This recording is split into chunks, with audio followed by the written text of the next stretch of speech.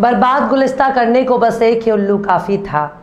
बर्बाद गुलिस्ता करने को बस एक ही उल्लू काफ़ी था। हर शाख पे उल्लू बैठा है, अंजाम गुलिस्ता क्या होगा। सलाम नमस्ते सत श्री अकाल, मैं हूँ आपके साथ हर्षिता और आप देख रहे हैं टाइम्स मेल। इस वक्त पूरे देश में एक गजब का खेल हो रहा है। एक तरफ सरकार मदरसों को बंद करने की बात कर रही है, बीजेपी के नेता मदरसों में आतंकवाद की ट्रेनिंग की बात करते हैं। वहीं दूसरी तरफ मदरसों को बंद करने की आड़ में सरकारी स्कूलों के साथ बहुत बड़ा खेल हो गया।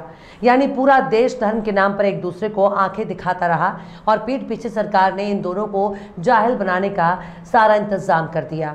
खासकर असम और हरियाणा में सरकार ने खूब हिंदू मुसलमान का राग अलापा और बहुत ही खामोशी से सरकारी स्कूल को बंद कराने का फैसला कर लिया और हिंदू मुस्लिम धर्म के योद्धाओं को कानो कान पता भी नहीं चला। अब सरकारी स्कूलों को धीरे धीरे बड़ी ही खामोशी से सरकार ने बंद करना शुरू कर दिया। आम आदमी अपने बच्चों को पढ़ाने के लिए एड़ियां रगड़ रहा है। प्राइवेट स्कूलों में गरीब अपने बच्चों को नहीं पढ़ा सकता, इसके लिए सरकारी स्कूलों की तरफ जाना होगा।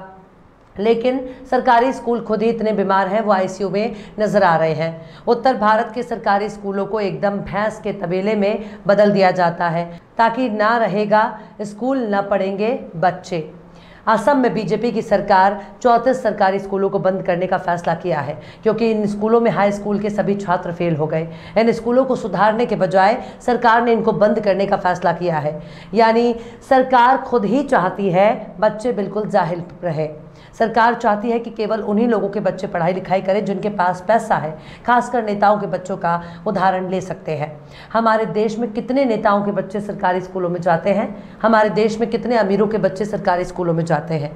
हमारे देश में कितने करोड़पति कारोबारियों के बच्चे सरकारी स्कूलों में जाते हैं? क्योंकि उनके लिए सब कुछ अलग है। सरकारी स्कूल का मतलब केवल वही लोग जानते हैं जिनके पास पैसा नहीं है, जिनके पास प्राइवेट स्कूलों में पढ़ाने के लिए पैसा नहीं है। सरकार अगर हमारे देश के तमाम प्राइवेट स्कूलों, कॉलेजों और यूनिवर्सिटी को बंद करना शुरू कर दे तो रातों रात तमाम सरकारी स्कूलों में पांव रखने के लिए भी जगह नहीं मिलेगी, क्योंकि सरकारी स्कूलों में पढ़ाई करना सबकी मजबूरी बन जाएगी। बिहार के सरकारी स्कूलों में भैंस नजर आती है, कुत्ता नजर आता है। पूरे उत्तर भारत के हिंदी भाषी राज्यों में नजर उठाकर देख लीजिए, सरकारी स्तर पर सरकारी स्कूलों को खत्म करने की मुहिम चल रही है। हरियाणा की खट्टर सरकार कह रही है कि सरकारी स्कूलों में फीस लगेगी, लेकिन अगर प्राइवेट स्कूलों में आप अपने बच्चों को पढ़ाएंगे तो खर्चा सरकार उठाएगी। यानी जिन सरकारी स्कूलों को चलाने की जिम्मेदारी खुद सरकार की है, उसमें पढ़ने वाले बच्चों से सरकार पैसा वसूलेगी और प्राइवेट स्कूलों में पढ़ाने पर उल्टा पैसा भी देगी। यानी सरकार खुले तौर पर ऐलान कर रही है कि सरकारी स्कूलों का बॉयकॉट करो और प्राइवेट स्कूलों को प्रमोट करो। और सबसे हैरानी वाली बात यह है कि सरकार ने सरकारी स्कूलों को जलाकर खत्म करने की इस योजना को नाम दिया है चिराग योजना। क्या गजब का नाम है, जैसा नाम वैसा काम। हमारे देश में पूंजीवाद का राज कायम रखने के लिए ही सरकारी स्कूलों को खत्म किया जा रहा है। हमारे देश में शिक्षा केवल उन्हीं के लिए मौजूद है और रहेगी जिनके पास पैसा होगा। यूरोप के देशों में अमीर गरीब सबके लिए शिक्षा और स्वास्थ्य बिल्कुल फ्री है। हमारे देश में भी बेहतरीन से बेहतरीन शिक्षा और स्वास्थ्य सुविधा मुफ्त में देने की जिम्मेदारी सरकार की है, लेकिन सरकारी संस्थानों को निजी हाथों में सौंप रही है। शायद तमाम सरकारी स्कूलों को इसलिए चौपट किया जा रहा है ताकि उन्हें निजी हाथों में बेचा जा सके। शायद सरकार ही नहीं चाहती कि आपके बच्चे पढ़ लिख कर अपनी दुनिया संवारें, क्योंकि बच्चे जब शिक्षित होकर सरकार से नौकरी मांगेंगे तो सरकार क्या करेगी। इसलिए सरकारी स्कूलों को खत्म किया जा रहा है और आपके बच्चों को धर्म बचाने की शिक्षा दी जा रही है और आपका बच्चा धर्म की रक्षा के लिए जान देने और जान लेने की शिक्षा हासिल कर रहा है, जबकि बुखार की एक टिकिया खरीदने की भी औकात नहीं है। दक्षिण भारत में बीजेपी की सरकार नहीं बनने के पीछे भी शिक्षा ही एक बड़ी वजह मानी जाती है, क्योंकि जहां शिक्षा होगी वहां धर्म और अंधविश्वास का पाखंड नहीं होगा। शायद बीजेपी नहीं चाहती कि भारत का गरीब से गरीब बच्चा पढ़ाई लिखाई करे, कम से कम बीजेपी के सूबों में तो बिल्कुल भी नहीं। आखिर कैसे पूरे भारत को जाहिल बनाने की हो रही है कोशिश? आखिर कैसे पूरे देश में सरकारी स्कूलों को बंद करने का हो रहा है इंतज़ाम? आखिर कैसे लड़ते रहे हिंदू मुसलमान और चुप से बंद हो रहे तालीम के मकाम? आखिर कैसे पूरे देश को जाहिल बनाने की हो रही है पुरजोर कोशिश? बताएंगे आपको और भी बहुत कुछ।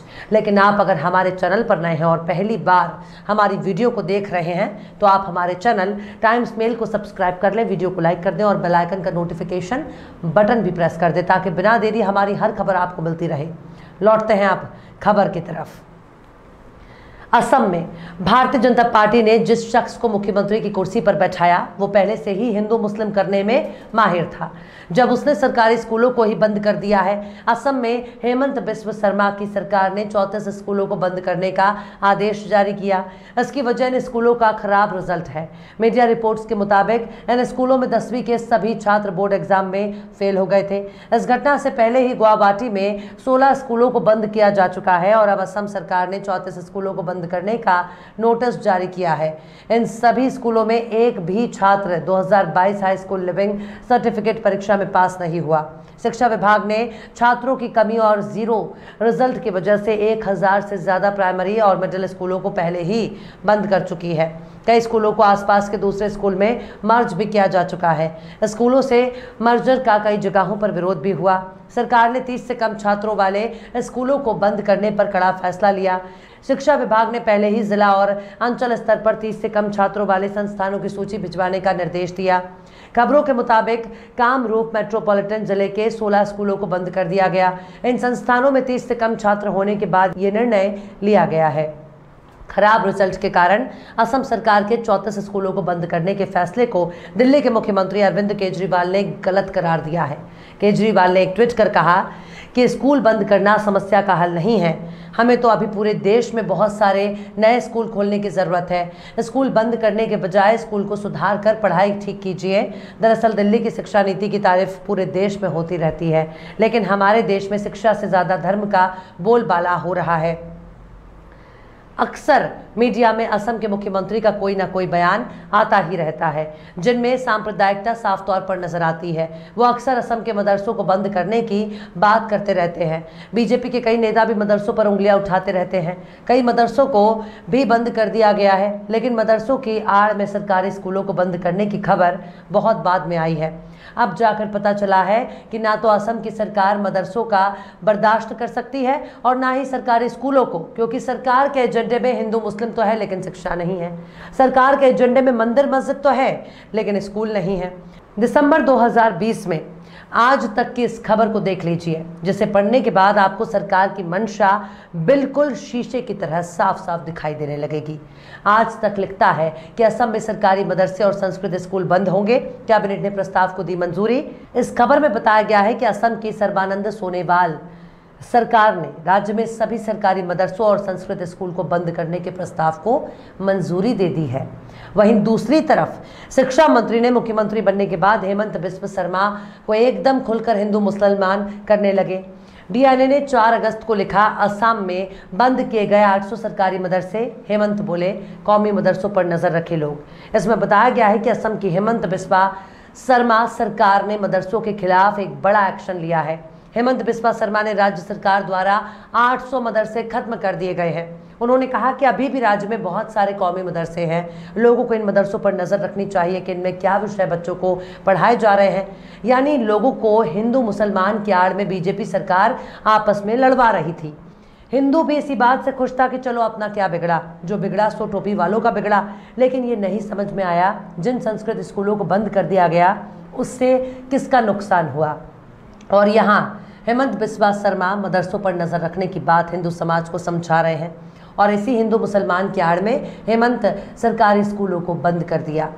डीएनए की इस खबर में हेमंत बिस्वा शर्मा का बयान भी नजर आ रहा है, जिसमें उन्होंने कहा है कि असम जिहादी गतिविधियों का अड्डा बन रहा है और पिछले कुछ महीनों में यहां बांग्लादेश के आतंकवादी संगठन अंसारुल इस्लाम के 5 मॉड्यूल का पर्दाफाश हुआ है। असम के बाहर के इमामों का मुस्लिम युवकों को निजी मदरसों में पढ़ाई के नाम पर बरगलाना चिंताजनक है। अगर इनके इसी बयान को गौर से देखें तो अब हेमंत बिस्वा शर्मा से पूछा जाना चाहिए कि आतंकवादी तो लोगों को बरगला रहे हैं, उनको बहका रहे हैं, लेकिन आपको किसने बहका दिया कि आप शिक्षा के दुश्मन बन गए? आपको कौन से देश से ट्रेनिंग मिली है कि आपने स्कूलों पर ताला मार दिया?